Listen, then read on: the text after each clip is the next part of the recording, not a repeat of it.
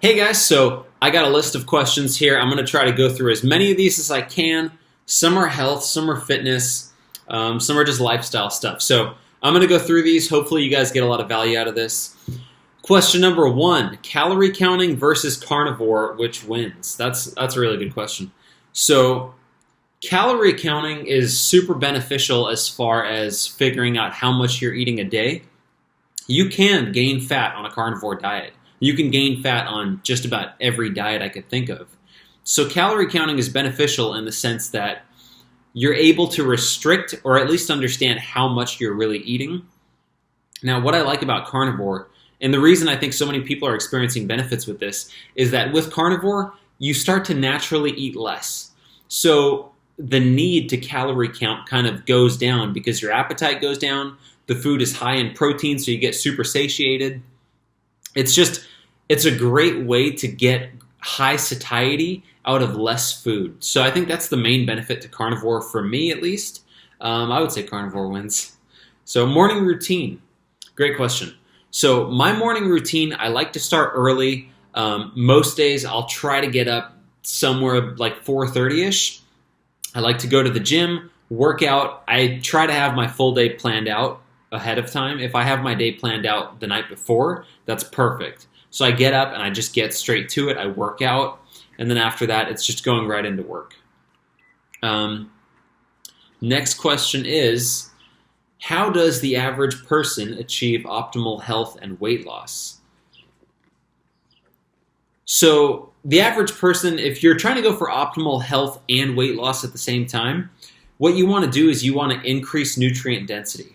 So if your diet consists mostly of protein, and then if you also have maybe some starchy or some non-starchy vegetables, if you have maybe some low-sugar fruit, so pretty much a keto diet with less fat, I think that would give you amazing health outcomes, and you'd also get amazing weight loss outcomes.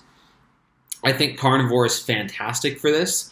So we're starting to realize the carnivore community is kind of coming to a lot of the same realizations at the same time. But we're starting to realize that humans very likely, in terms of anthropology, were very likely going for animal meat as much as they could, but they could survive off of plants if they had to. So we tend to thrive on animal foods. So I think as far as optimal health goes, you can absolutely get great blood work with a carnivore diet. If you eat a high protein diet and if you reduce the carbs, you're going to drop body fat. Dropping body fat's related to living a longer life.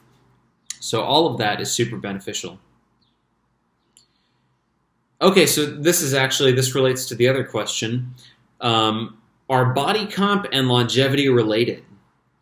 So pretty much what this is asking is, does the composition of your body, whether you're lean or if you're overweight, does that affect how long you're going to live? The studies seem to show yes.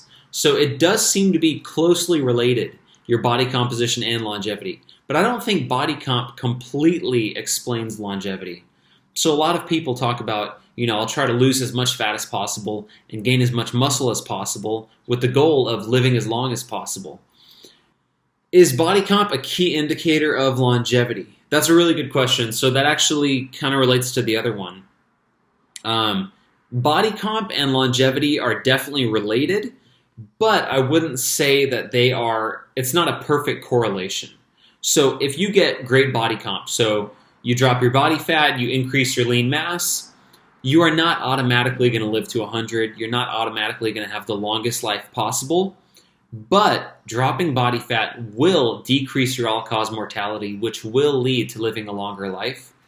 Increasing lean mass has also been shown to increase longevity. There's a lot of talk about sarcopenia, which is, as you get older, you want to prevent against aging-related muscle loss. So weight training is super important as far as aging goes, but also your diet is very, very important to actually help you make strength and muscle gains, which will help prevent that sarcopenia. So they're all interrelated. Sleep is important. Weight training is important. Your diet's important. All of it goes together to help you live as long as possible. So body comp and longevity related, absolutely, in my opinion. If you're heavily overweight, you're going to be far more susceptible to a lot of the leading causes of death, which nobody wants. Possible diabetes, heart disease, cancer, respiratory issues. So there's a lot that could happen when you're overweight. It does most people best to drop that fat and to build up some lean muscle. What does your training routine look like right now? So my training routine at the moment is I'm doing weights about 3 days a week. And then on the days that I'm not doing weights, I try to do some form of cardio. I advocate for most people to do zone 2 cardio. I've done a lot of zone 2 cardio, so I'm kind of in the stage right now where I'd prefer to play basketball. So I'm pretty much doing basketball for cardio. I'm kind of over zone 2 for a little bit. But I will try to talk about zone 2 a little bit later. I think that's the best form of cardio you can possibly do. Yeah, so training is like, let's say I'm doing chest and arms on Monday. So Monday I go do chest and arms. I have a list of exercises that are usually on my phone. For about 2 of them, I track weights. So let's say there are 2 key exercises that I'm trying to track. Those are my key metrics that I want to make sure that I'm making progress on them. And that would be, let's say maybe bench press. I do like a reverse pyramid style of training. First working set, I want to get about 6 reps. That's the heaviest one. Second work set, I want to get about 8 reps. That is you drop the weight a little bit. And then third work set, you want to get about 10 reps. Drop the weight a little bit. Before those 3 work sets, I'll usually do 2 warm-up sets. But I really like to do reverse pyramid training for my key lifts. Key lifts for me, it's always compound lifts. So if we're doing chest and arms, it would be some form of pressing, bench press, dumbbell press. And then for arms, it would be some form of barbell curl, dumbbell curl. Might even be dips if I want to hit the other side of my arms and focus on that. So I would track 2 lifts. And then outside of those 2 lifts, then I throw on the accessory movements, which is just kind of fun bodybuilding style training. So chest and arms, I might go do some flies. I might do some push-ups, different push-up variations. For arms, I might go over to the machines. I really like to use machines outside of my core training. So I might go do some preacher curls on like a machine. Might do some tricep extensions on a pulley. So that's pretty much what my training looks like right now. It's not super heavy. It's not super intense. But it is really helping me with my goals. Like my goal is really just to have a sort of lean athletic physique. I don't need to be crazy strong. I no longer care about being crazy lean. I did that thing for long enough, and it's rough. When you get super lean, it affects your testosterone. You can get really anxious. You can feel really stressed. It is actually pretty difficult to get super lean. For a while, I thought I had it nailed, and I was like, "Oh, this is a piece of cake." But I was incorporating a lot of fasting, eating pretty lean foods, so lean beef, lean chicken, fish, things like that. And it was definitely having an impact on my hormones, on my mood.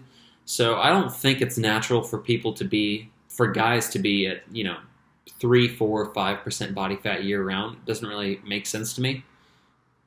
So I'm kind of over that goal. Right now, it's really, I would say my main goal besides maintaining just being in good shape would be energy. I want as much energy as possible. Okay, next question is, how much do you weigh? That fluctuates a lot more than you'd think. So my base weight, I usually weigh about 156. I've weighed 155, 156 since I was probably 15, which is kind of sad. But when I was 15, it was a lot more fluff. And now it's a lot more meat. But yeah, so I weigh pretty much in the 150s. If I'm fasting pretty hard, or if I'm training pretty hard, or if I'm working a lot, getting up really early, I can definitely get down to 150, 152, even 148, 149. If I'm sleeping a lot, eating a lot, training a lot, or if I'm doing a lot of cheat days, I can get into the 160s in 2 days. I could probably get in, no, not in 1 day. In 2-3 days, I can gain easily 5-6 pounds. Obviously, it's a lot of water weight. It's a lot of bloat, water retention, but some of it's also body fat. Usually, this is what my strategy is, though, with weight. I follow a pretty strict diet about 6 days a week. I'm usually eating my carnivore diet. I'm fasting. I'm eating about 2 meals a day, sometimes 1 meal a day. And then once a week, just do a cheat day. So I still fast. I'll still do training or whatever I have to do that day. But, maybe at about noon, I'll have some sort of a cheat day food.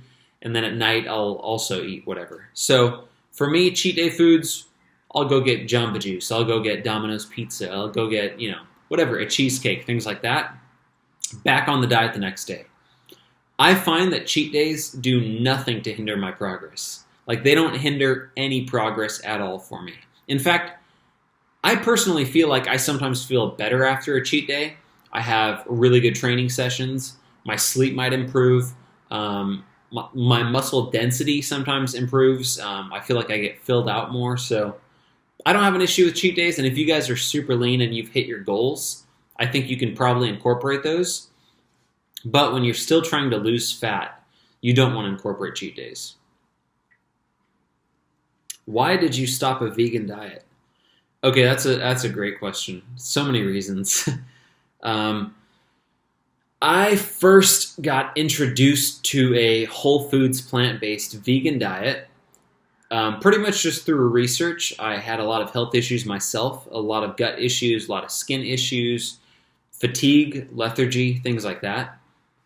So naturally, I wanted to solve my own problems. Did a lot of research, and it looked like a whole foods plant-based vegan diet was like the cream of the crop. Like, that was about as good of a diet as you could possibly get. Basically, all of the peer-reviewed science seems to support a plant-based diet.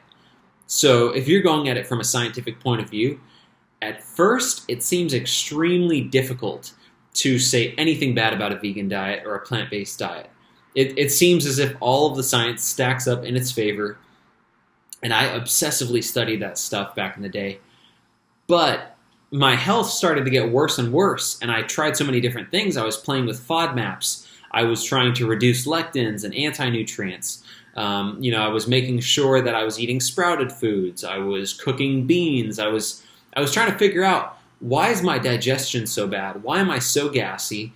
Why is my mental focus gone? Why am I always obsessed with food? I'm always hungry. I have low energy.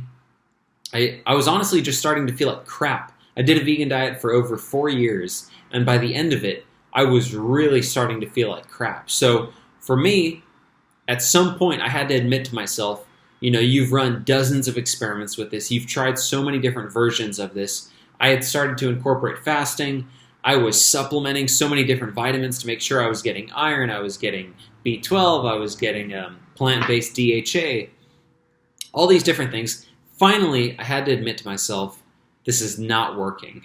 You've given this thing a fair shot.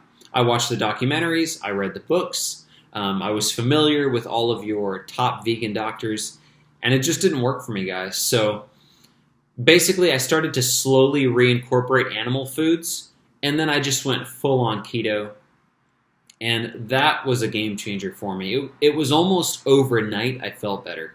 Like, overnight, as soon as I brought back animal foods, didn't have any gut issues, didn't feel weird. A lot of people, say after 4 years of being vegan, you eat a steak and you'll get messed up. I think I ate the first day that I went back to eating meat. I ate 2 steaks and a chicken skewer, and I had no issues at all the next day. If anything, I felt better. So that's why I stopped a vegan diet. Pretty much I was feeling like crap. And I'm starting to see this a lot in the vegan YouTube community. A lot of, popular vegan YouTubers pretty much can't make a living off of it anymore because the vegan thing is not working out for them. So after a while, those nutrient deficiencies, they start to catch up with you. What do you eat on a daily basis? Okay, this is a great question. My diet is mostly beef. So beef is the first thing. I'll do New York steaks, ground beef. It's Sprouts grass-fed ground beef. And then I'll do Costco New York strip steaks. So that's the beef part of things. And then I go into eggs. I always do Vital Farms eggs. They're about like $5.99 for a dozen, but I love doing pasture-raised eggs. I like seeing that orange yolk. I just feel like it's a lot healthier. So I'll do the eggs, and then I try to incorporate some form of seafood for the benefits of iodine, for your omega-3s, for some of the different nutrients that you get from seafood. So I might do canned salmon, which has actually some bone in it, which is fantastic, because then you get some extra nutrients there. I might do oysters. I really like oysters. I might do sardines from Wild Planet. They have fantastic sardines. So it's pretty much a meat, eggs, fish diet. And then around that, I might sometimes do some bacon. I might do some, chicken sausage, some turkey sausage, some pork sausage. I might do occasional bacon. I don't do too much bacon. Bacon tends to be higher fat, and I try to not have too much of it in my diet. But it's really based all around meat, eggs, seafood. So that is pretty much a full day of eating for me. What else do we got? Why carnivore over keto? Should everyone do carnivore? So I think keto for the vast majority of people is perfectly fine. I have no issue with, lots of people doing keto. The reason I do carnivore is because, one, I don't like vegetables in the first place. Two, the vegetables kind of tend to cause some digestive issues. I get some bloating. I get some gut issues from them. So I'm not really a huge fan of vegetables. And a lot of people with autoimmune issues, with skin issues, with, just different issues tend to have problems with the vegetables. So I just stay away from them. I don't think everyone needs to do carnivore, by the way. It just works really well for me and for a lot of people. So what about poop? So that's a solid question. Let's see what I did there. What about poop? So on a carnivore diet, this is a common question. I think what you're getting at is, are you regular? Do you have issues? Are you constipated? Anything like that? Basically, there's a lot of great science backing up that fiber isn't always that helpful for constipation. And actually removing fiber and carbohydrates can improve constipation. So for me, I don't touch any fiber. I'm not eating any fiber, and I have no issues pooping. We'll just lay that one to rest. What is your daily fasting window? So pretty much how I approach fasting, I'm not one of those people that has an app and I have my Oura ring and I have a set time that I have to fast. I literally go as long into the day as I can without eating. And then when I'm truly, truly hungry, then I eat. Most days that is a 16-8. It might be an 18-6. It might also be a 24. So I might fast until noon, 2 p.m. Some days I'll go until 6, 7 p.m. Some days I get really, really hungry in the morning and I'll eat. If you're truly hungry, eat. Most of the time when I get really hungry in the morning, that's after a leg day. So whenever you do anything really, really intense, I find for me that I don't get hungry the day of, I get hungry the morning after. So that's my daily fasting window, guys. I just push my fast as long as I can. Why zone 2 instead of HIIT or Tabata? Fantastic question. So everybody loves to do high-intensity interval training, Tabata, sprint intervals. People love to do that. You're going to get the afterburn effect. You're going to burn through a bunch of glycogen. You're going to burn more calories in less amount of time. That's all great, but there's a huge cost that comes with that. If you are not eating carbs and you're doing a bunch of high-intensity training like that, you start to, as soon as you burn through your glycogen, your body will immediately increase your appetite. It spikes your appetite, and then you want to eat more. And then that's when a lot of people start to gain fat because they start eating more because they're exercising too intensely. It can impact your sleep quality. It can spike your cortisol. If you are already living a stress lifestyle, you don't want to be touching, HIIT and Tabata all the time. High-intensity training, like Tabata, sprints, CrossFit, all that kind of stuff, I would say do that once a week. If you're doing it more than once a week, you might need to incorporate more salt, more sleep, more food overall. It can start to have an impact on your thyroid. You might even want to include some carbohydrates in your diet if you're exercising that intensely. You might want to do some sweet potatoes around a workout just to help provide that glycogen. Can you do carnivore and do all that intense exercise? Yes, you totally can. Sean Baker does it. Lots of people do it.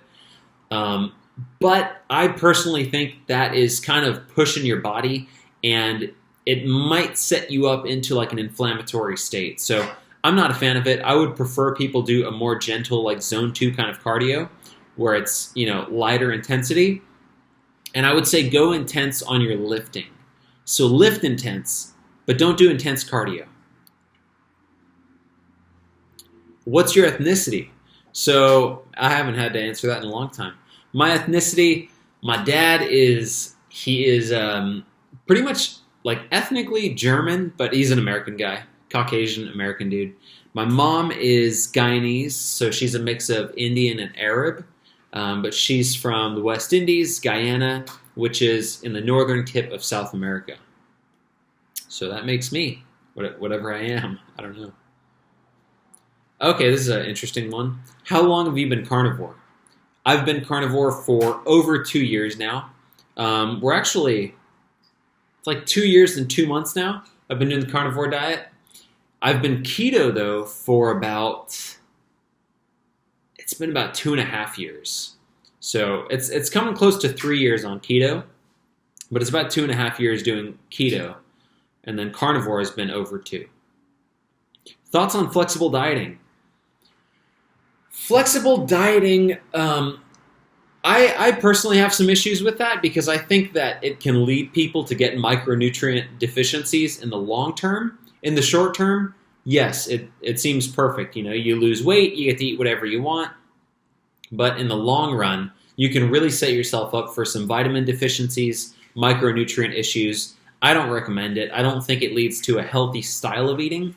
And I think it's also easy to get yourself into a binge and restrict cycle with flexible dieting. At least that's what I experienced when I did it. I tried to do it for a long, long time, and I would just, binge and restrict, and you would eat and just overeat carbs, and then you would try to restrict back and hit a nice deficit. And for me, it was extremely difficult. So I would not recommend it. All right, what are your hobbies outside of working out? So for me, I don't have a ton of hobbies. I love reading. I spend a lot of time with Chelsea, my girlfriend. We'll hang out. We'll go to dates and things like that. But pretty much most of my life is I'll work out. I have priorities for the day, whether that's filming YouTube, whether it's posting, whether it's writing. So I just work on those priorities throughout the day, get some content up, work on my online business. So that's pretty much most of my life. I don't have any hobbies really outside of that. I do like comedy. Huge fan of comedy. Okay, let's see. We're getting to the last couple here. Oh, this is interesting. Will you do carnivore for the rest of your life? I honestly think I will. But you know what? I hesitate to say that because I said the exact same thing when I was doing a vegan diet. With the vegan diet, though, I was intellectually convinced. With this one, I am internally convinced. I feel fantastic, and the science seems to be slowly supporting this carnivore approach. So as far as how I feel and how the food tastes, how my strength is, how my energy is, I very likely might do a carnivore diet for the rest of my life. But if I find out that there are certain plant nutrients that we need, then I'll just do that. I'll include herbs and spices. I might include some berries. I might include, whatever it happens to be. But I'm pretty strongly convinced that lots of nutrient-dense animal foods are the way to go. Oh, sweet. This is the perfect ending question. Okay.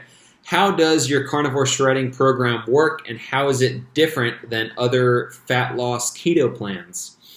So the carnivore shredding program will basically give you, in 8 weeks, you're going to get an incredible transformation. So you have 8 weeks full of workouts. It's the exact same workouts I was telling you about and the kind of stuff I do.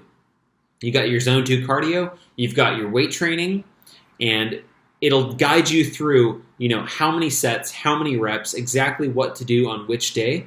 And you also slowly increase over time, so you're not burning yourself out too quickly. So that's kind of the exercise portion of the program. It's resistance training, it's cardio, and to me, that's the fastest way to burn through as much fat as possible. Now, with the diet side of things, that's where things get really interesting. We're combining the most powerful foods and also fasting strategy. You bring those together, and that's where you get some crazy fat loss. For me, the fat loss is all about fasting, diet, training. So we talked about the training. With the diet, you're eating a high-protein, low-carb, moderate fat, mostly carnivore approach. If you want to incorporate small amounts of plant foods, you can do that to your taste, but it's mostly a carnivore approach, and you're focusing on increasing the protein and actually moderating the fat. And that's how it's different than a lot of, pretty much approaches that most keto people use. A lot of them will do moderate protein and higher fat. And honestly, I sort of disagree with that. We've seen that the thermic effect of foods with protein is great. Protein is super satiating. Fat, in my opinion, doesn't tend to be as satiating per calorie. So this is what I found has been the best fat loss plan that I've experimented with. And also with the clients I've worked with, they've had amazing results with that. So that's pretty much how the Carnivore Shredding Program works. You get 8 weeks full of diet, meal plans, you've got your workouts. So it's pretty much everything all in one, as well as how to get started intermittent fasting. And we've got a lot of amazing results with that. So I'm pumped about it. This was a fantastic Q&A, guys. I'm going to do another one of these soon. So I will be answering your guys' questions, but I will catch you guys in the next one.